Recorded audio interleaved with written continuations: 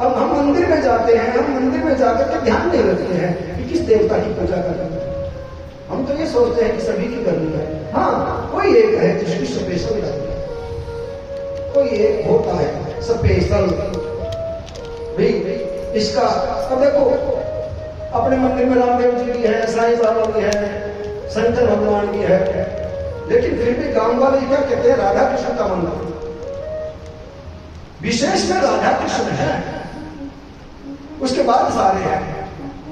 अगर विशेष में शंकर भगवान हो तो किसका मंदिर, शंकर भगवान का मंदिर। रुनेचा चले जाओ, किसका मंदिर, रामदेव जी का मंदिर। सालासर चले जाओ, किसका मंदिर, हनुमान जी का मंदिर। वहां पर शंकर जी का भी है, वहां पर रंजनी माता का भी है, लेकिन नाम किसका बोला जाएगा, सालासर बालाजी मंदिर, बालाजी। तो जो मेन मंदिर है उसी का ही ध्यान करना चाहिए। यम नियम आसन प्राणायाम प्रत्याहार ध्यान धारणा, फिर उसको धारणा, धारणा माने धारण करना, धारण माने अपने मन को खाली करो, और मन को खाली करके उसमें भगवान को ध्यान करो। हनुमान जी ने अपने मन को खाली किया और फिर उस मन के अंदर हनुमान जी ने राम और सीता को बिठाया, फिर छाती पाड़ करके हनुमान जी ने दिखाया लोगों को कि ये देखो हमने धारण कर रखा है।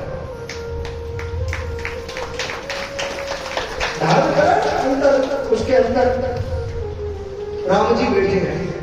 तो मैं यूं कहूं आपको कि हनुमान जी के मंदिर के अंदर राम जी का मंदिर नहीं बनाना चाहिए, वो तो ऑटोमेटिक बना हुआ है। हनुमान जी के मंदिर में अलग से राम जी का मंदिर नहीं बनाना चाहिए, क्योंकि वो जो अलग से राम जी का मंदिर बना रहे हो, वो राम जी तो उसके घर में बैठे हैं पहले से, फिर अलग से बनाने की क्या जरूरत है। लेकिन हाँ, राम जी के मंदिर में हनुमान जी का मंदिर जरूर बनाना चाहिए। अगर राम जी का मंदिर बना रहे हो तो चरणों में हनुमान जी को बिठाना ही पड़ेगा। राम के चरणों में हनुमान हो सकता है, लेकिन हनुमान के चरणों में राम नहीं, हनुमान के तो हृदय में राम है।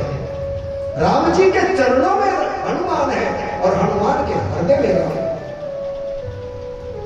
तो ये धारण करना है, 1 मिनट में धारण होता है ना। मैंने भागवत कथा में भी पहले बताया है, अगर आपको याद है, जब कन्या का विवाह होता है, कुंवारी कन्या जब दुल्हन बनती है, तो जब उसके फेरे होते हैं तो उसमें एक विधि होती है, हथलेवा, एक विधि है, फेरों में हथलेवा होता है। तो जैसे ही कन्या के हाथ में वर का हाथ आता है, उस लड़के का हाथ आता है, वो 1 मिनट में धारण कर लेती है कि ये मेरा पति है, और अपने मन में उसको धारण कर, 1 मिनट में धारण करना।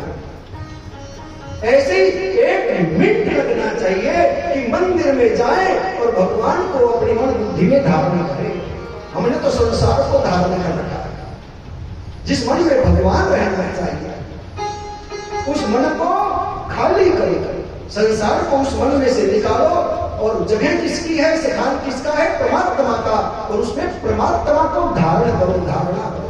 तुमने सोना धारण कर लिया, तुमने चांदी धारण कर लिया, तुमने और अच्छे अच्छे वस्त्र धारण कर लिए, 80 साल की उम्र हो गई, अब तो परमात्मा को धारण करो ना। ये धारणा जिसको कहते हैं सोच, लोगों को कहते हैं सोच क्या है, धारणा क्या है।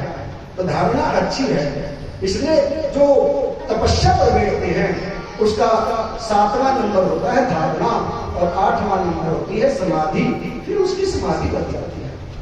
और भैया समाधि 1 मिनट के लिए लगी, या 1 घंटे के लिए लगी, या 1 साल के लिए लगी, या फिर 50 साल, कोई पता नहीं कितने समय के लिए लगी। और आज ब्रह्मा जी के पुत्र जो है भगवान श्री विष्णु के नारायण के चरणों के लाडले जो दास हैं, तो नारायण नारायण कहने लगे। वो नारद बैठ गया है तसल्ली से पर्वत के शिखर पर, आंखें बंद कर बस परमात्मा का स्मरण हो रहा है। नारद जी बैठे हैं। किसको खतरा हुआ? देवराज इंद्र ने सभी देवताओं से पूछा ये पहाड़ की चोटी पर ये नारद तपस्या कर रहा है, क्यों कर रहा है? देवता बोले महाराज हमें तो नहीं मालूम क्यों कर रहा है, इसकी तपस्या भंग करो।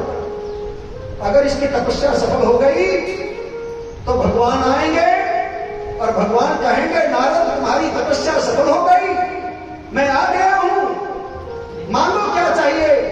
नारद आज जो तुम मांग लेगा वो तुम्हें मिल जाएगा। और नारद उठेगा और उठते ही नारद कहेगा मुझे स्वर्ग का राज चाहिए। और भगवान मेरा हाथ पकड़ेंगे, इंद्र का हाथ पकड़ेंगे, इंद्र को गद्दी से उतार देंगे, स्वर्ग से अलग कर देंगे और नारद का हाथ पकड़ करके मेरी गद्दी पर बिठा देंगे, इंद्र की गद्दी पर बिठा देंगे। इसकी तपस्या को भंग करो, नहीं तो हमारी गद्दी चली जाएगी। तुम जो भी तपस्या करते हो, तुम जो भी भजन करते हो, किसी को खतरा नहीं होता, केवल एक देवराज को ही खतरा होता है, इंद्र को। तुम अपने घरों में जो माला फेरते हो ना, गुरु के नाम की माला, परमात्मा के नाम की माला जो फेरते हो, किसी को खतरा नहीं होता, केवल एक इंद्र को खतरा होता है। देवताओं का राजा है, कोई चीज की कमी नहीं है, कल्प वृक्ष है वहां पर, जो मांगो सो मिलेगा। कामधेनु गाय है वहां पर, जो मांगो सो मिलेगा। कामधेनु गाय होने के बावजूद भी और कल्प वृक्ष होने के बावजूद भी वो अपनी गद्दी को खोना नहीं चाहता, मेरी गद्दी ना मांग ले कोई। और इसलिए तुम अपने घरों में माला फेंकते हो, सावधान। हाँ, और मैं बहुत बार इस चीज की चर्चा कर चुका हूं पिछली कथाओं में भी। जिस आसन पर बैठ करके तुम माला फेरते हो, घंटे 2 घंटे 4 घंटे, और उस पर से तुम सीधे खड़े हो गए और अपने काम में लग गए, तो तुम्हारे किए हुए माले का पुण्य मिलेगा कि नहीं मिलेगा कोई पता नहीं है, क्योंकि